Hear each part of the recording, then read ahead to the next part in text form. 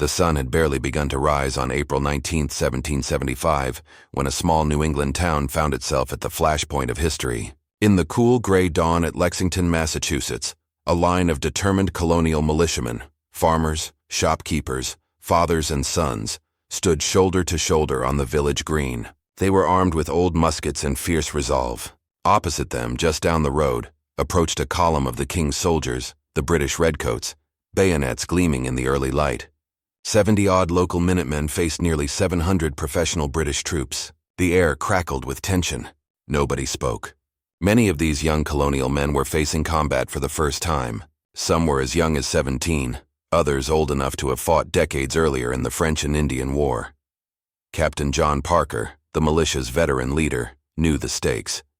He tightened his grip on his musket and calmly told his men, "Stand your ground. Don't fire unless fired upon. But if they mean to have a war, let it begin here."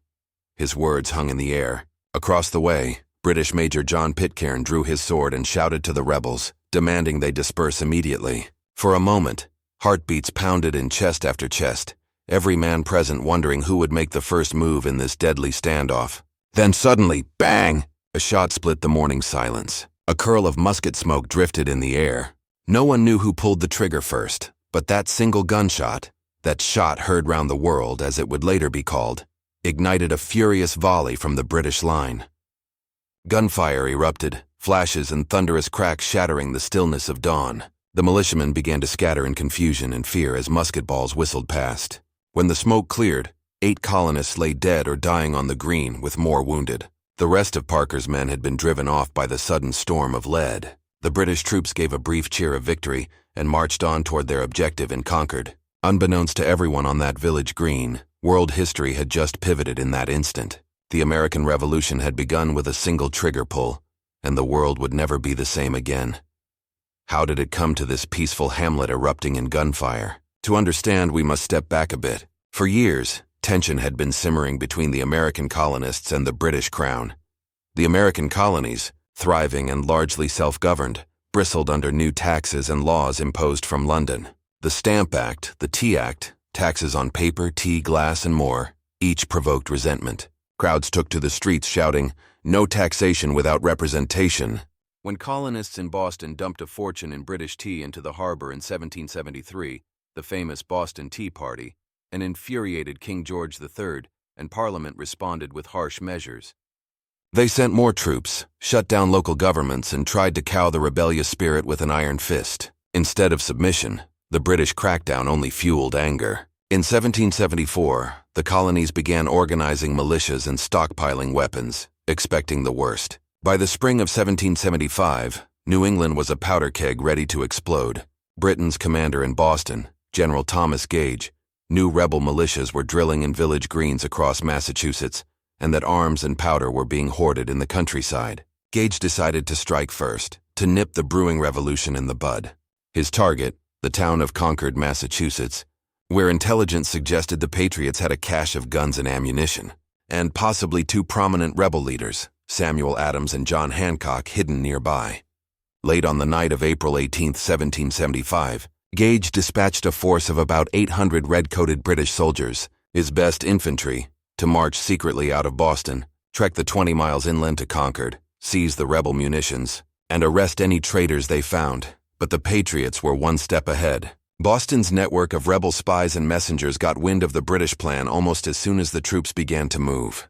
Lanterns glimmered from Boston's Old North Church, 1 if by land, 2 if by sea. A prearranged signal warning that the redcoats were crossing the Charles River and coming by the land route. Within minutes, men on horseback galloped out of Boston along dark country roads to sound the alarm. Among them was the silversmith Paul Revere, who furiously rode through the midnight mist, knocking on doors of Patriot leaders and militia captains. "The regulars are coming out," he warned. It's a myth that he shouted, "The British are coming," since at that time, the colonists still considered themselves British. Along different routes, William Dawes and Dr. Samuel Prescott likewise raced through moonlit hamlets, rousing Minutemen from their sleep. Church bells clanged, drums beat, and torches flickered to life in farmhouse windows as citizen soldiers grabbed their muskets. In Lexington, Captain John Parker, a lean, battle-scarred farmer who had seen combat against the French years before, mustered his small company of militia. Fewer than 80 men gathered on the town common by the wee hours of April 19th. They were ordinary New Englanders, farmers, laborers, fathers, and sons. The youngest was a teen barely out of childhood.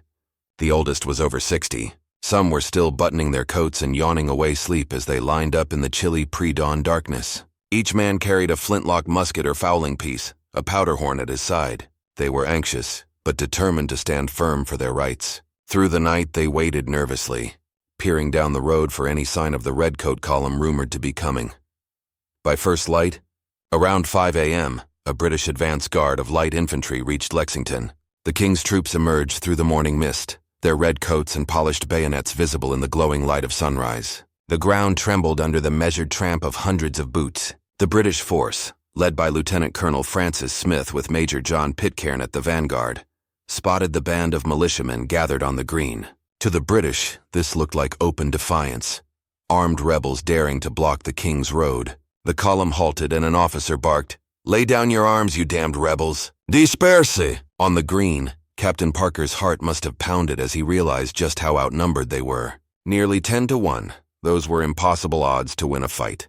He had no intention of foolishly sacrificing his men in a hopeless battle. His orders had been to show resolve but not to start a war. So when he saw the sheer size of the British force, Parker turned to his company and reluctantly told them to disperse, to fall back and avoid provoking the soldiers. The militiamen began to back away, disappointed perhaps, but obedient to their captain's orders not to start a fight. And then came that fateful shot. Who fired it? No one can say for sure. In the confusion of that tense withdrawal, a gun went off. Perhaps a panicked militiaman squeezed his trigger by mistake, or a British soldier fired in nervous overreaction. Some later claimed it was a colonial lurking behind a stone wall who took a pot shot. Others whispered that Pitcairn himself fired his pistol first. In truth, it all happened in an instant. Crack! The single shot echoed across Lexington Green. For a few seconds, frozen surprise, then all hell broke loose. The British line of infantry, already on edge, heard the shot, and some of the redcoats immediately unleashed a volley of musket fire into the dispersing militiamen. Orange flames burst from muzzles.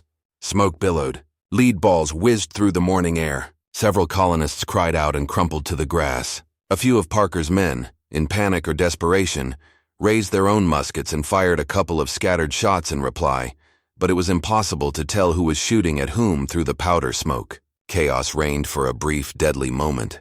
When Major Pitcairn managed to regain control and cease the firing, the skirmish was over almost as soon as it had started. Captain Parker's militiamen had melted into the woods and yards, or fallen on the ground. 8 colonists lay dead or mortally wounded, bleeding into the trampled spring grass. One of the slain was Jonathan Harrington, a young fifer, who legend says staggered from the green and collapsed dying on his own doorstep, while his wife and child watched in horror. Another dozen Massachusetts men were wounded, limping or crawling away to safety. On the British side, amazingly, only one man was even injured, a redcoat with a minor wound to his leg.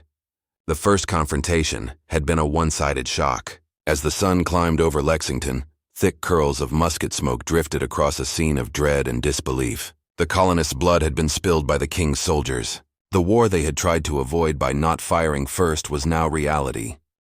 The British troops assembled themselves, reloaded their muskets, and carried on with proud discipline as if nothing significant had happened. Just a rabble dispersed, path cleared. In tight ranks they resumed their march toward Concord, leaving behind the moans of the wounded and the grief of a shocked village. Captain Parker, watching the redcoats move on, knelt beside his fallen men and swore revenge. The American Revolution had just been irreversibly set in motion. There was no turning back now. Blood had been shed. News of the clash at Lexington began to spread almost instantly. Riders and villagers carried the alarm further into the countryside. The war has begun.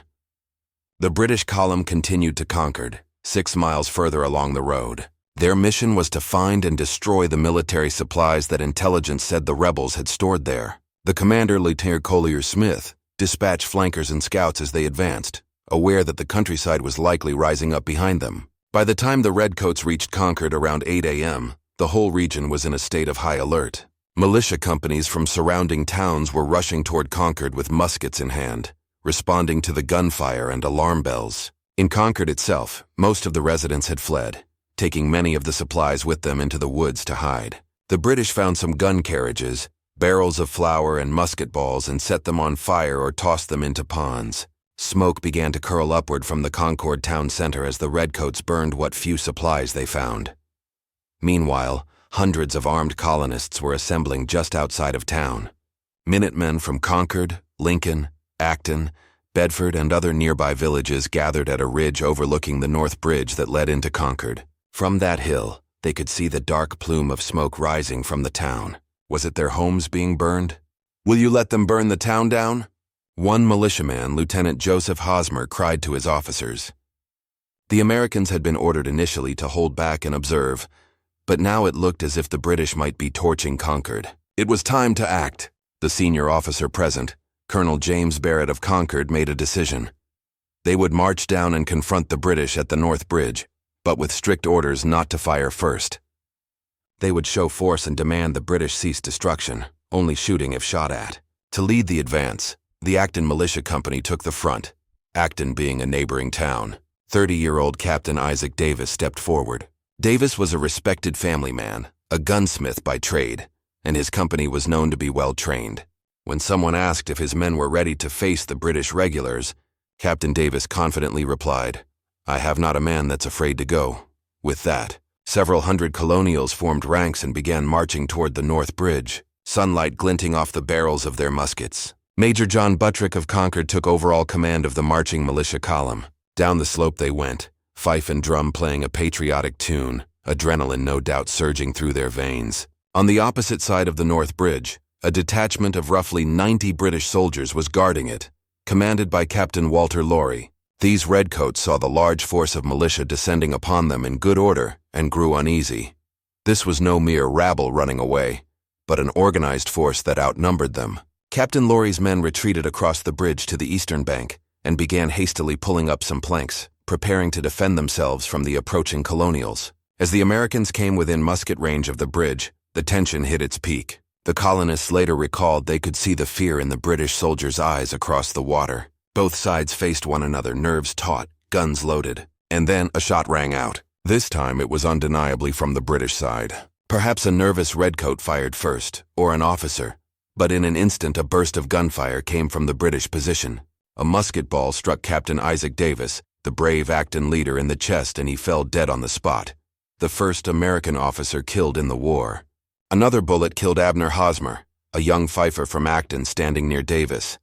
Others were wounded. Major Buttrick saw his men go down and shouted in fury, "Fire, for God's sake, fire!" The Americans needed no further orders. As one, the front ranks leveled their muskets and unleashed a crashing volley at the redcoats by the bridge. This was no ragged, panicked volley. It was disciplined and deadly. Several British soldiers tumbled to the ground, 3 of them killed outright and others grievously wounded. It was the first time colonial muskets were fired under direct orders at His Majesty's troops. The bridge was wreathed in gunsmoke, echoing with the roar of dozens of guns. The remaining British at the bridge, shocked at the ferocity of the American response, broke and ran back toward town in disarray. At that moment, on that North Bridge in Concord, the American Revolution truly roared to life. Later generations would remember those gunshots as the momentous shot heard round the world. The poet Ralph Waldo Emerson would immortalize it in verse, writing how by that rude bridge the farmers fired the shot that echoed across the globe. In killing the king's soldiers and forcing them into retreat, those embattled New England farmers had done the unthinkable, openly defied the British Empire with force of arms, and won the field. The British main force in Concord, upon hearing the crackle of battle from the bridge and seeing their men fleeing back wounded and defeated, realized they were now surrounded and outnumbered. Militia continued to flood in from every direction. From windows and thickets, from behind stone walls and trees, armed colonists were closing in. Lieutenant Colonel Smith quickly gathered his troops, many of whom were now rattled.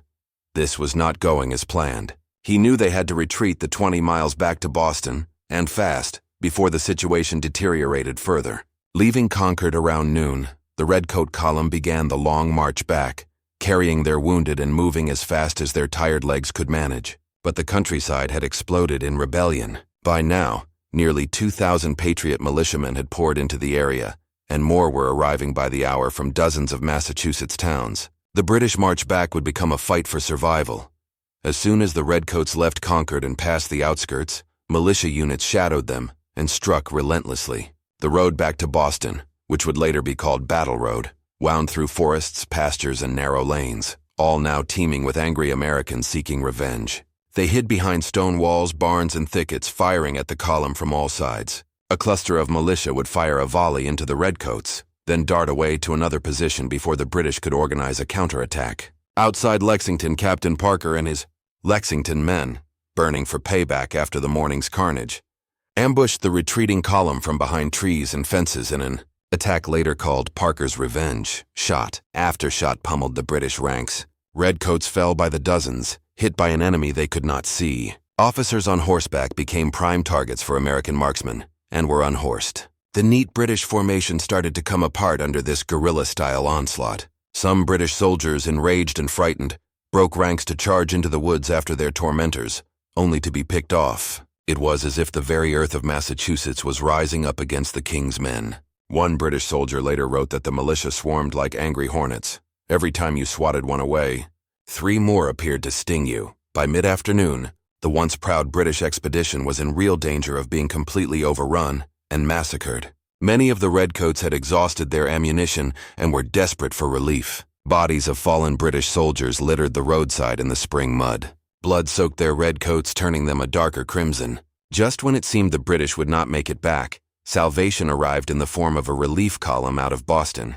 General Gage, upon hearing in Boston that morning that heavy fighting had broken out, had dispatched Lord Hugh Percy with 1,000 fresh troops and some field cannons to rescue Smith's beleaguered men. In the nick of time, Percy's relief force met the retreating column near Lexington. They formed a hollow defensive square, cannon at the corners, which temporarily kept the swarming militia at bay. The British rested briefly, then all together. The remnants of Smith's original 700 and Percy's 1,000 reinforcements resumed the march toward Boston as one larger force, with Percy now in command. But the Americans were not done. Their numbers kept growing, and now with greater boldness they pressed the rear and flanks of the British column for every step of the 12-mile slog back to Boston. Musket balls rained from every direction. British soldiers fell wounded by the roadside, their comrades too pressed to stop and tend them.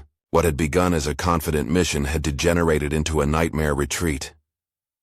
At last, as the April sun neared the horizon, the battered Redcoats reached the safety of Charlestown, just outside Boston, where British naval guns from ships in the harbor covered them from further assault. Weary, thirsty, and shocked, the King's soldiers stumbled into the makeshift defensive lines on Bunker and Breed's Hills, which overlooked the Boston harbor. They had narrowly escaped annihilation. The day was over. In those grueling hours, the British had suffered upwards of 250 casualties, with 73 killed, nearly 200 wounded or missing. For the first time, His Majesty's forces had been bested by an untrained colonial militia. The Americans had taken losses too, around 90 in all, including the 49 killed.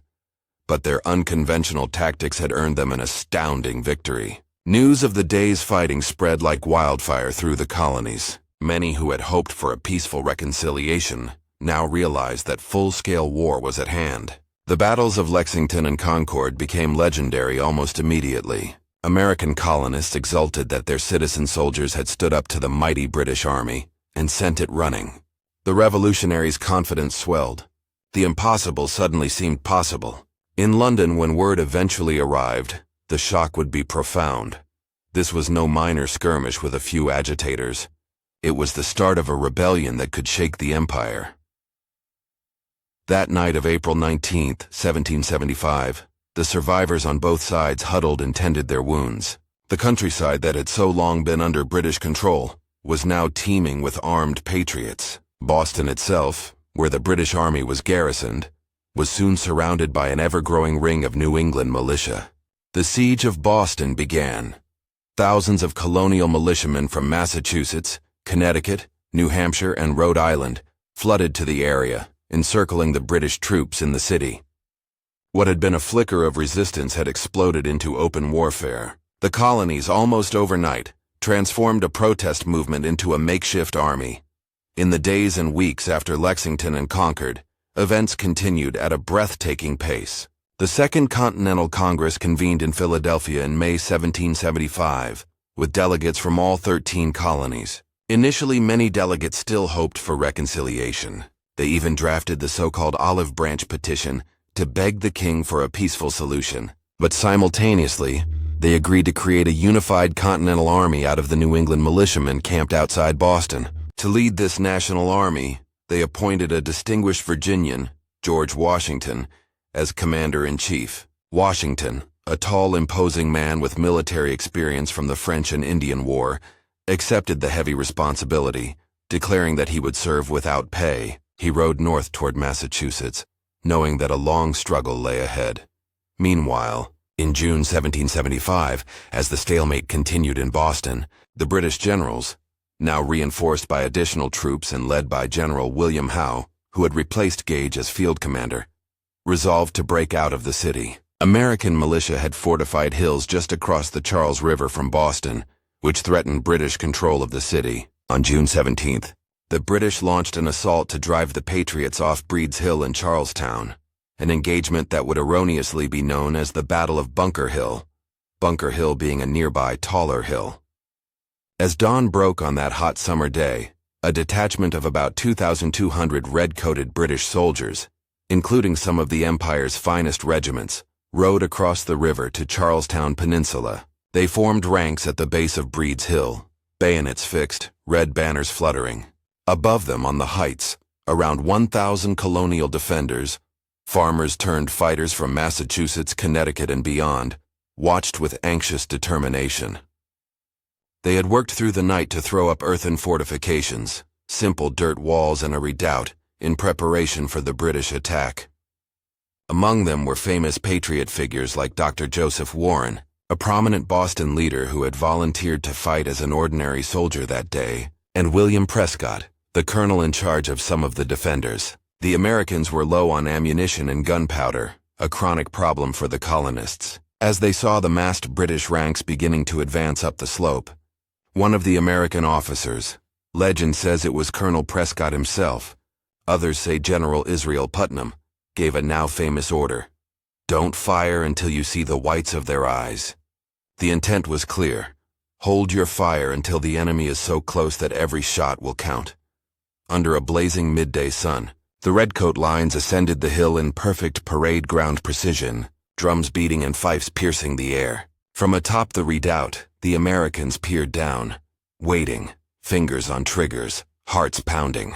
Closer and closer came the British, within 50 yards, 40, 30, until at last, Prescott roared, "Fire!" In unison, the Patriots unleashed a devastating volley at point-blank range. The hill erupted in musket fire and flame. Dozens of British soldiers in the front ranks went down like wheat before a scythe, the American musket balls finding their targets with deadly effect. The British line wavered and broke. Shocked by the ferocity of the defense, the redcoats reeled down the hill in retreat, leaving heaps of fallen comrades in the grass. But their officers rallied them for a second attempt. Again the British charged, stepping over bodies from the first assault. The Americans, steady behind their earthworks, held their fire until the enemy was close and then blasted another withering volley. British soldiers fell by the scores, the hillside now littered with red-coated casualties, as thick as sheep in a fold, as one observer described.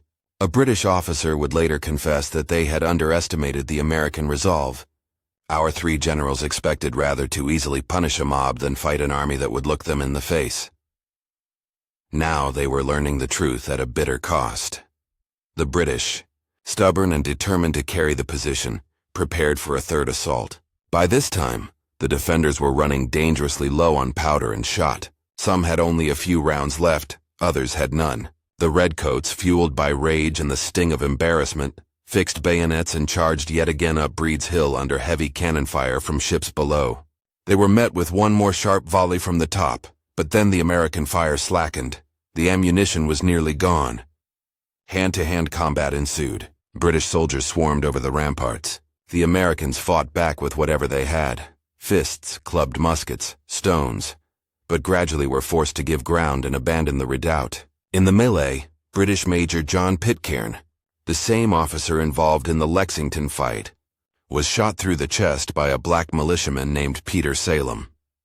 Pitcairn fell mortally wounded, a moment of grim satisfaction for the colonists who remembered him from that April morning. The Americans made an orderly fighting withdrawal off the peninsula, while British artillery and infantry finally claimed the hill. Bunker Hill, or more properly Breed's Hill, was a British victory on paper, but it was a victory that came at a staggering price. Of the roughly 2,200 British who had assaulted, over 1,000 were killed or wounded in just an hour of fighting. The Patriot defenders lost about 450 men. The British had won the ground, but their grievous casualties proved that this war would be long and costly. One British general lamented that it was a dear-bought victory. Another such would have ruined us. Indeed, British General Henry Clinton, observing the carnage, wrote it was a dear-bought victory, meaning too costly to celebrate. The Battle of Bunker Hill electrified the Patriot cause. Though defeated, the Americans took pride that untrained militiamen had nearly defeated the British regulars and had inflicted tremendous losses. There would be no easy victory for the British in this war. King George's forces now knew they were not facing a mere mob of rabble, but determined soldiers fighting for their homes and principles. 2 weeks after Bunker Hill, General George Washington arrived and took command of the assembled colonial forces outside Boston. In his blue and buff uniform, tall and resolute, Washington was greeted with cheers. He realized he was inheriting an army in name only. Thousands of militiamen with little central organization, short-term enlistments, scant supplies, and few cannons. But he also saw raw talent, courage, and a burning desire for liberty among these men. Washington set to work instilling discipline and unity, turning the provincial militias into the Continental Army. Throughout the summer and fall of 1775, the siege of Boston continued. Skirmishes flared occasionally, but essentially the British army was bottled up in the town while the Americans camped in a ring around them. Washington was desperate to drive the British out, but needed artillery to force their hand. In a remarkable midwinter expedition, a resourceful bookseller-turned-soldier named Henry Knox hauled dozens of heavy cannons, captured earlier from the British Fort Ticonderoga in upstate New York, over frozen rivers and snowy mountains, arriving outside Boston in early 1776. In March of 1776, Washington's forces quietly fortified Dorchester Heights, high ground overlooking Boston and its harbor. When dawn broke and General Howe saw those cannons suddenly looming over his fleet and city, he was stunned. The British were now in an impossible position. American guns could bombard them at will. Not wishing to repeat another bloody Bunker Hill or have his army trapped, General Howe made the hard decision to abandon Boston. On March 17, 1776, the British forces, more than 7,000 troops along with 1,000 loyalist civilians who feared Patriot retribution, evacuated Boston by ship. It was a triumph for Washington's army. Boston, the cradle of the Revolution, was free of British control. As the last redcoat ship sailed away toward Halifax, Nova Scotia, jubilant crowds poured into the streets of Boston celebrating the liberation of their city. Washington had won his first victory without a pitched battle, and the entire colony of Massachusetts was now in Patriot hands. The events of Lexington, Concord, and the freeing of Boston had set the 13 colonies ablaze with revolutionary fervor. What had started as a bid to defend colonial rights was fast becoming a war for outright independence. Over the spring of 1776, the mood shifted decisively. Thomas Paine's pamphlet Common Sense was published in January 1776, selling thousands of copies and arguing passionately that the Americans should break completely from the British Crown and establish their own democratic republic. It was widely read by Washington's troops and citizens alike, stoking the fire for independence. In Philadelphia, the Continental Congress at last took the momentous step. On July 2, 1776, representatives voted for independence, and 2 days later, on July 4, 1776, they formally adopted the Declaration of Independence, primarily authored by Thomas Jefferson. Church bells rang out and crowds cheered as the bold words were proclaimed. All men are created equal, and the American colonies were now the United States of America, free and independent of Britain. It was a dramatic, risky declaration. Had the war been going poorly, they might not have dared. But given the successes so far, the colonists were optimistic. Still, even as Americans celebrated the birth of their new nation, a massive British counterstroke was on its way. The British Empire was not about to let its colonies go without a ferocious fight. That fight came first to New York.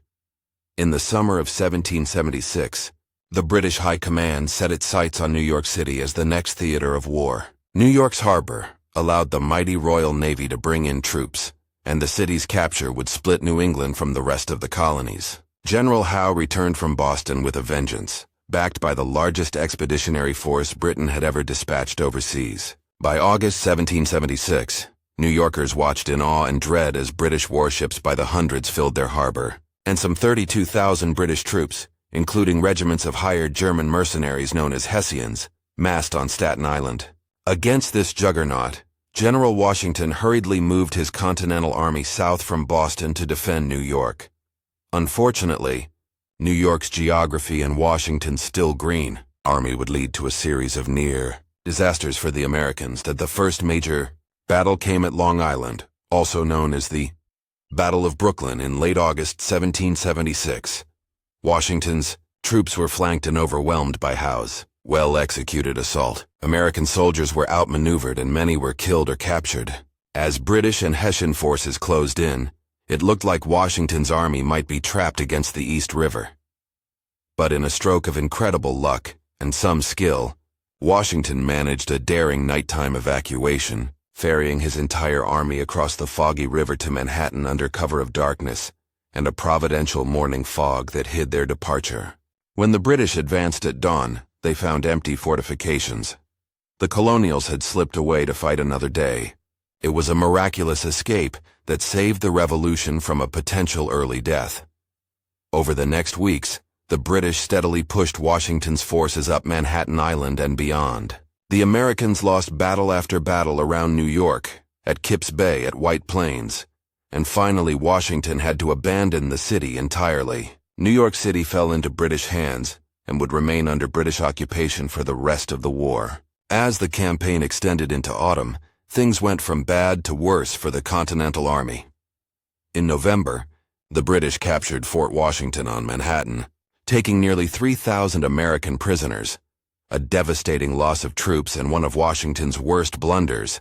He had hesitated to evacuate that fort until it was too late. The British and Hessians also seized Fort Lee in New Jersey shortly after. Washington's army, dwindling and demoralized, retreated in haste across New Jersey with the British on their heels. Musket barrels were empty, feet wrapped in rags against the cold, and spirits were at a low ebb. Many soldiers who had enlisted for 6-month terms were due to leave at year's end, and a sense of despair clung to the Americans as winter set in. By December 1776, Washington's once proud army had shrunk to just a few thousand ragged men huddled on the Pennsylvania side of the Delaware River. The British, confident that the rebellion was nearly crushed, settled into winter quarters across the river in New Jersey, including a large contingent of Hessian mercenaries garrisoned in the town of Trenton. Washington knew he had to do something bold, anything, to revive the patriot cause and keep his army from melting away entirely. In this dark hour, he turned to audacity. As Thomas Paine famously wrote at that time, "These are the times that try men's souls." Washington decided on a surprise attack that few would expect in the depths of winter. On Christmas night, December 25, 1776, while families celebrated the holiday and a cold sleet lashed down on the Delaware, Washington stealthily gathered his forces. In the icy darkness, he led 2,400 men across the Delaware River, which was clogged with ice floes. Rowing desperately against the freezing wind, the soldiers managed to reach the New Jersey shore before dawn. From there, shivering and drenched, they marched several miles towards Trenton, where the Hessian troops lay sleeping off their Christmas feasts and festivities. In the early hours of December 26, 1776, Washington's men swooped into Trenton from the snowy streets, catching the Hessian garrison completely off guard. The attack was a stunning success. Muskets cracked and cannon boomed as surprised Hessians tried to mount a defense, but within an hour the town was surrounded. The Hessian commander, Colonel Rahl, was mortally wounded as he rode out to rally his men. Hundreds of Hessians threw down their arms and surrendered. Washington's forces captured around 1,000 enemy soldiers at Trenton, a nearly bloodless victory for the Americans. Only a handful of Americans were casualties, none in the actual fighting. A few had frozen to death on the march. The victory at Trenton electrified the Patriots. Here was proof that the Continental Army, though battered, was still very much alive and dangerous. It was a desperately needed boost to morale. Washington, however, was not done. A week later, tricking the British with a clever ruse, Washington left campfires burning to make it seem like his army was still near Trenton. Then he stealthily marched his men north and on January 3, 1777, struck the British rearguard at Princeton, New Jersey. In that clash, American troops routed elements of 3 British regiments. Washington even rode into the thick of battle to rally troops, at one point exposing himself to enemy fire in a show of courage that amazed his men. The victory at Princeton, coupled with Trenton, forced the British to pull back from most of New Jersey. Washington's bold winter campaign had completely reversed the fortunes of the war in a matter of weeks. His soldiers' spirits soared, and new recruits gained faith that the cause might not be lost after all. Even cynics in Congress were forced to admit Washington's genius and leadership under pressure. The 10 crucial days, as they became known, from Dec 25 to Jan 3, went down in history as the moments that saved the Revolution. As 1777 dawned, the war's focus shifted. The British High Command developed a grand strategy to cut off troublesome New England, the cradle of the rebellion, from the rest of the colonies. The plan called for a 3-pronged invasion. General John Burgoyne would march south from Canada down the Lake Champlain-Hudson River route. Another British force under Barry St. Leger would move east from Lake Ontario, through the Mohawk Valley, and General Howe in New York City would move north up the Hudson. All 3 would converge near Albany, New York, throttling New England. However, the plan quickly unraveled. Howe in New York had his own ideas, and decided to capture Philadelphia, the rebel capital, first instead of aiding Burgoyne. So in mid-1777, Howe sailed his army from New York to the Chesapeake Bay and marched on Philadelphia from the south. Washington moved to stop him, resulting in the Battle of Brandywine Creek on September 11, 1777. Outside Philadelphia. It was a hard-fought affair, with the British flanking Washington's position and ultimately winning the day. The Americans took heavy casualties and had to retreat, allowing the British to occupy Philadelphia by late September. Washington attempted a counterattack at Germantown in early October, launching a bold, complex assault in foggy pre-dawn darkness, but confusion and friendly fire led to failure, and he withdrew. The Continental Congress fled Philadelphia, relocating to York, Pennsylvania, but crucially, the Congress and the revolutionary government remained intact despite the loss of the capital. Meanwhile, far north in the thick forests of upstate New York, General Burgoyne, known as Gentleman Johnny for his manners and love of luxury, was finding his march from Canada to be harrowing. Burgoyne had started confidently in June 1777 with about 8,000 men, capturing Fort Ticonderoga with ease in early July, which was a bright moment for the British. But as he pressed southward through the wilderness, Patriot militia and Continental units felled trees, destroyed bridges, and raided his foraging parties, dramatically slowing his progress. To make matters worse, Burgoyne's supposed co-commanders never came. Howe was off gallivanting in Pennsylvania, and St. Leger's smaller force got bogged down and then defeated by American militia and Oneida allies at the siege of Fort Stanwix, Oriskany, in August. Burgoyne was essentially on his own, deep in enemy territory. By September, Burgoyne's army crossed the Hudson River near Saratoga, New York, but found their way blocked by a growing American army of roughly 8,000 men under General Horatio Gates, and notably, one of Gates's subordinates was the fiery, impetuous General Benedict Arnold. The Americans entrenched themselves on Bemis Heights, overlooking the road Burgoyne needed to take. In late September and early October, a series of sharp engagements known as the Battles of Saratoga took place. At Freeman's Farm, Sept 19, 1777, Burgoyne's troops attacked the American positions. The fighting was intense and bloody. Benedict Arnold distinguished himself, leading aggressive counterattacks that blunted the British thrust, though technically the British held the field at day's end. Despite that, Burgoyne's situation worsened as casualties mounted and supplies dwindled. On October 7, 1777, at the Second Battle of Saratoga, also called the Battle of Bemis Heights, the Americans decisively defeated Burgoyne's army, Benedict Arnold, though he had been removed from command after quarreling with Gates, famously defied orders and galloped onto the battlefield, rallying troops and spearheading an assault that overran key British defenses. Arnold fought like a man possessed, and though he was wounded badly in the leg, his leadership helped break the British lines. Surrounded, outnumbered, and with no relief in sight, Burgoyne conceded defeat. On October 17, 1777, General Burgoyne surrendered his entire army of about 5,800 men to General Gates at Saratoga. The surrender was a turning point of epic proportions. It was one of the greatest British defeats in history to that point, and it changed the whole complexion of the war.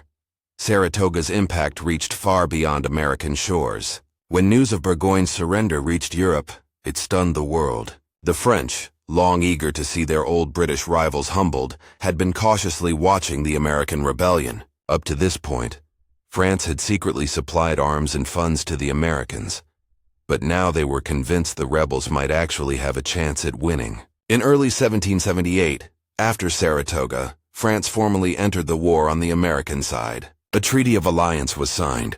The United States had an official, powerful ally with a navy and experienced army. This turned the American Revolution into a global war.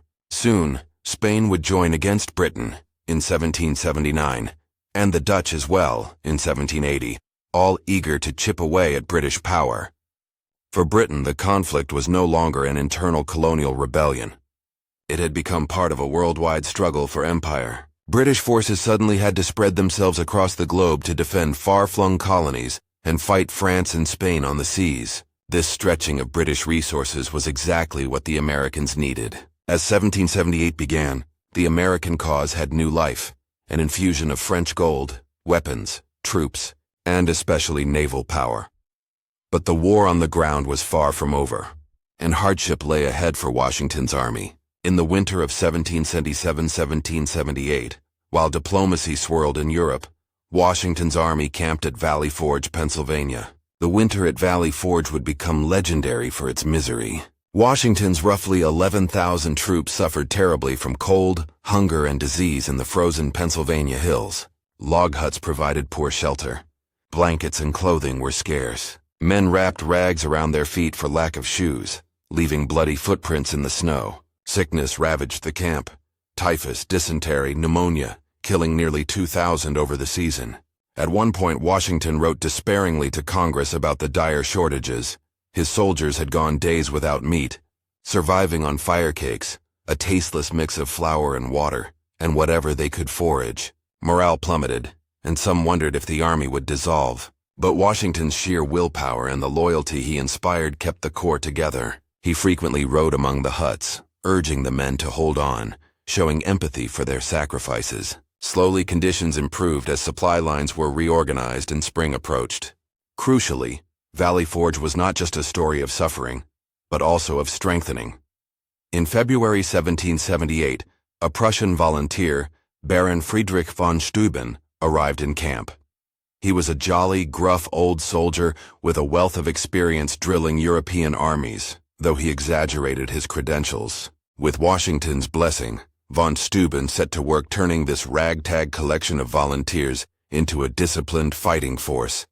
He drilled a model company in modern military tactics, then spread the training throughout the ranks. Day after day on the fields of Valley Forge, soldiers practiced how to load and fire faster, how to march in cadence, how to use the bayonet effectively. Von Steuben, cursing in a mix of German and French and broken English, personally trained the men, using humor and tough love in equal measure. The troops came to respect and even love the profane old Prussian. By the time the snows melted, the Continental Army had been transformed. They emerged from Valley Forge a leaner, tougher, more disciplined army than they had ever been, and now they had French allies entering the fray. In June 1778, the British, now under the command of General Sir Henry Clinton, General Howe had resigned and sailed home to England earlier that year, evacuated Philadelphia, which they had held comfortably through the winter, and marched across New Jersey back toward New York City. Clinton had orders to consolidate forces in New York, partly because the new French threat at sea made Philadelphia vulnerable. Washington saw an opportunity to strike a blow as the British Army marched in the open. With his newly trained troops, he pursued Clinton's forces and caught up with them in the fields near Monmouth Courthouse, New Jersey. On a sweltering June 28, 1778, the Battle of Monmouth unfolded amid suffocating heat. Many soldiers collapsed or died from heat stroke that day, including on the British side. The battle initially went poorly for the Americans due to conflicting commands. General Charles Lee, leading the advance, ordered a retreat at the first sharp British counterattack, throwing Washington's plan into confusion. General Washington, riding forward, encountered Lee's retreating troops and was furious. According to witnesses, he angrily confronted Lee and then personally took charge. In the blazing heat, Washington rallied the men, reformed the lines, and threw them back into the fight. All afternoon, the two armies pounded each other in one of the war's largest battles. Cannon thundered, musket volleys rolled across the fields, and Washington, astride his horse, was in the thick of it, directing movements and cheering his soldiers on. Thanks to the training at Valley Forge, the Continental soldiers stood toe-to-toe with British regulars and repelled their attacks. One legendary figure, Molly Pitcher, is said to have taken her fallen husband's place at a cannon, swabbing, and loading it through the battle. Molly Pitcher was a nickname given to women who carried water to cool the cannons and aid soldiers. A specific woman named Mary Ludwig Hayes is often identified with this story. By day's end at Monmouth, the Americans had fought the British to a standstill. Clinton's army slipped away in the night to continue their march to New York, so technically the battle was indecisive. But for Washington's troops, it felt like a victory. They had not been beaten. In fact, they had held their own in a pitched open battle. It was a testament to how far the Continental Army had come. Monmouth was the last major engagement in the North. The war in the North settled into a stalemate around New York, with Washington's army watching Clinton's in New York City, and neither side making major moves for a time. With the Northern theater stalemated, the British turned their attention in 1779 and 1780 to the Southern colonies, hoping to rally Loyalist support there and sever the economically vital South from the rebellion. The war's center of gravity shifted southward. In late 1778, British forces captured Savannah, Georgia, with relative ease. Then, in spring 1780, Sir Henry Clinton, leaving New York under temporary command of others, personally led a huge expedition to Charleston, South Carolina. Charleston was besieged by the British in April-May 1780 in a well-executed campaign. American General Benjamin Lincoln, trapped in the city with the Southern Continental Army, ultimately had to surrender in May 1780. It was a crushing loss for the Americans. Over 5,000 Patriot soldiers became prisoners in one blow, the largest surrender of American forces in the war. The British rejoiced. It seemed the South might be theirs for the taking. Clinton returned to New York, leaving General Lord Charles Cornwallis in command of British forces in the South. Cornwallis moved inland, and soon the British won another significant victory at Camden, South Carolina in August 1780. There, the American army under the hero of Saratoga, Horatio Gates, hastily assigned to replace Lincoln, met Cornwallis in battle. It was a disaster. Poorly trained militia in Gates's front lines panicked and fled at the first British charge. Gates himself infamously rode his horse hard for 60 miles to escape, not stopping until he reached Charlotte. The American Southern Army was virtually destroyed at Camden, and British control over South Carolina seemed assured. But British triumph in the South proved short-lived, as they soon faced a new kind of warfare. The backcountry of the Carolinas erupted with guerrilla-style resistance. Small bands of Patriot fighters, often led by fierce local commanders, harassed British troops and Loyalists at every turn.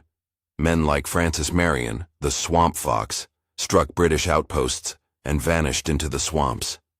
Other leaders such as Thomas Sumter, the Gamecock, and Andrew Pickens kept the partisan war raging, making it costly for the British to hold any ground beyond the reach of their main armies.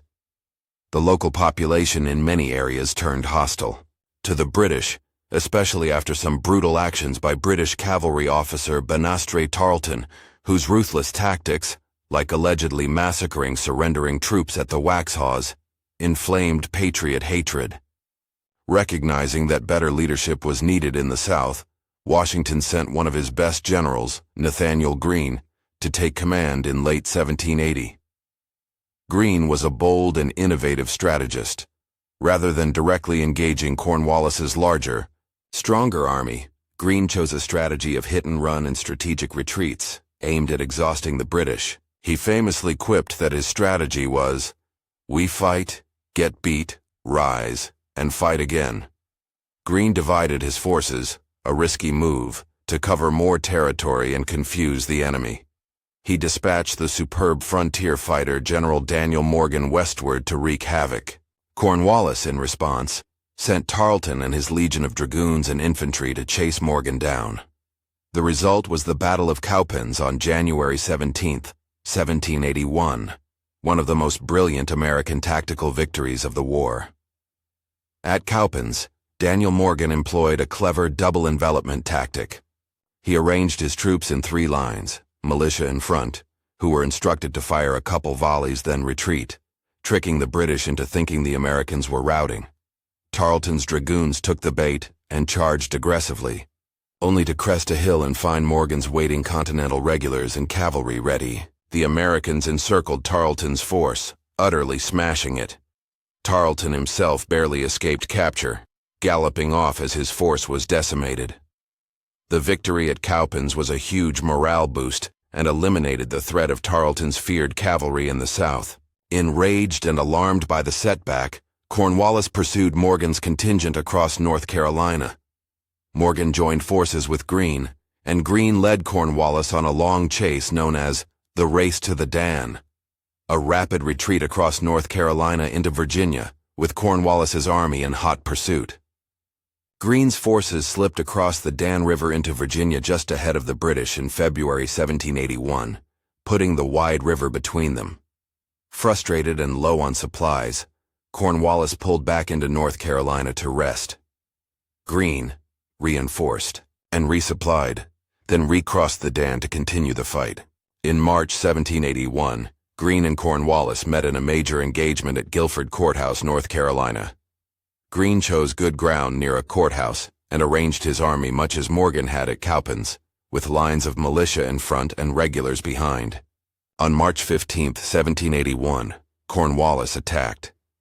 The result was a brutal battle at close quarters. The American militia, as expected, fired a couple of volleys and then fell back, but the British pressed on into the teeth of Greene's second and third lines. Fierce fighting raged across fields and through woods choked with gun smoke. At one point, fearing his lines would break, Cornwallis ordered his cannon to fire grape shot into the melee, even at the risk of hitting his own men. Desperate measures to halt the American counterattacks. In the end, Greene chose to withdraw from the field to save his army intact, ceding a technical victory to Cornwallis. But it was a Pyrrhic victory. The British had suffered horrendous casualties. Perhaps over 500 killed or wounded, a loss Cornwallis's army could ill afford so far from supply lines. An officer supposedly lamented that another such victory would ruin them. Indeed, Guilford Courthouse weakened the British significantly.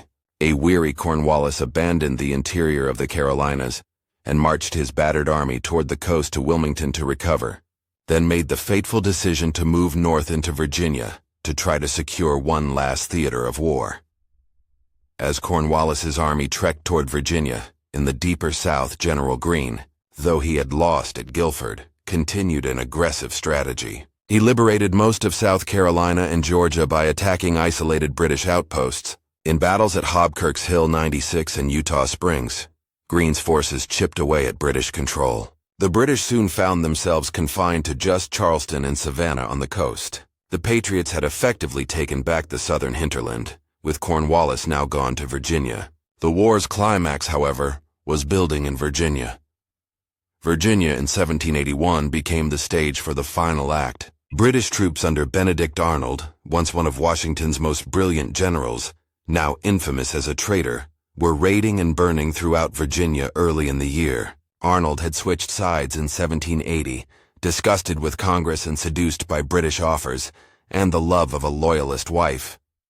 After his treasonous plot to surrender West Point to the British was foiled, Arnold fled to the British and was made a brigadier general. By 1781, he led Redcoat and Loyalist forces on destructive raids in his home state of Connecticut and then in Virginia, where they sacked the city of Richmond and others.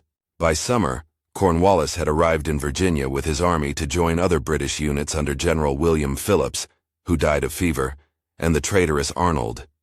General George Washington, still headquartered outside New York, at first hoped to coordinate with the newly arrived French army under General Rochambeau to strike Clinton's forces in New York. But as he monitored the situation, Washington realized that Cornwallis in Virginia could be in a more vulnerable position. A crucial development was the French Navy. Admiral François de Grasse had sailed with a large French fleet to the Caribbean and informed Washington he would be heading to the American coast later that summer, specifically to the Chesapeake Bay, for a limited time window. Washington quickly adjusted his grand strategy. In one of the greatest strategic deceptions of the war, he secretly marched his army 500 miles south toward Virginia in August 1781, leaving a small force behind to keep up appearances near New York. The French army under Rochambeau marched with him. They moved swiftly and discreetly, so much so that Clinton in New York didn't realize Washington had left until it was too late. Their target, Cornwallis's army, which by now had fortified at the coastal town of Yorktown. Virginia. Cornwallis had chosen Yorktown, on a peninsula bounded by the York River and Chesapeake Bay, as a base to rest and refit, and to be in good position for evacuation or reinforcement by the British Navy if needed. He began building redoubts and earthworks around Yorktown in August. However, the trap was closing. By early September, Admiral de Grasse's fleet arrived off the Virginia coast, carrying additional French troops and establishing naval superiority. In a crucial naval engagement known as the Battle of the Chesapeake, September 5, 1781, de Grasse's French fleet defeated the British fleet sent from New York under Admiral Graves. The British ships were forced to withdraw, leaving Cornwallis cut off from the sea. This victory at sea sealed Cornwallis's fate, as he could not be reinforced or evacuated by water. By late September, Washington and Rochambeau's combined armies, about 17,000 American and French troops, converged on Yorktown, where Cornwallis had around 8,000 British troops. Washington himself, after years of frustration, was eager to strike a decisive blow. On September 28, 1781, the siege of Yorktown began. American and French forces surrounded the British lines on land, while French warships blocked any escape by water. Siege trenches were dug, gradually tightening the noose. Washington, using skills learned in part from French military engineers, directed a systematic reduction of the British defenses. Heavy artillery pounded the British fortifications day and night. Cannonballs and mortar shells rained onto the British lines and into the town, reducing buildings to splinters. The British dug in and returned fire where they could, but their position grew more untenable by the day. A key moment in the siege was the capture of two strategic British redoubts, earthen fortifications, that anchored their defensive line. On the night of October 14, 1781, Washington ordered a bold nighttime assault. One redoubt, Redoubt Number 9, would be stormed by French troops. The other, Redoubt Number 10, by elite American light infantry. Young Alexander Hamilton, one of Washington's aides-de-camp who longed for combat glory, begged Washington for the chance to lead the American assault, and Washington granted it. In darkness, using only bayonets and unloaded muskets to maintain silence, Hamilton's battalion rushed Redoubt 10, shouting, "Victory or death!" They swarmed over the parapets in fierce hand-to-hand fighting and overwhelmed the British defenders in minutes. Simultaneously, the French troops heroically seized Redoubt 9. These victories allowed the Allied forces to advance their siege lines even closer. By October 16th, Cornwallis's situation was dire. His defenses crumbled, casualties mounting and his men exhausted. In a last desperate gamble, he attempted a night river evacuation of some troops to Gloucester Point across the York River, hoping to break out northward, but a sudden storm scattered the boats and the attempt failed. Morning came and found Cornwallis with no options. Reluctantly, he faced the humiliating reality that his army could not escape or hold out. On October 17, 1781, under a flag of truce, Cornwallis sent out a drummer to signal his desire to negotiate surrender terms. Ironically, it was exactly 4 years to the day since Burgoyne had surrendered at Saratoga. 2 days of negotiation followed. Finally, on October 19, 1781, the British Army at Yorktown surrendered to the American and French forces. In the surrender ceremony, British soldiers marched out of their fortifications, their flags furled and their muskets trailing, as per the agreed terms. According to legend, the British military band played a tune called "The World Turned Upside Down," acknowledging the stunning reversal of fortune. Though some historians debate this story, it endures as a fitting symbol of that moment. One British officer, observing the victorious Continental troops lined up alongside their French allies, remarked with grudging respect that the Americans now looked like professional soldiers, smartly dressed and disciplined, a far cry from the ragtag militias he remembered at the war's start. General Cornwallis, claiming illness, did not attend the surrender ceremony. He sent his second-in-command, General O'Hara, who attempted to surrender his sword to the French Comte de Rochambeau.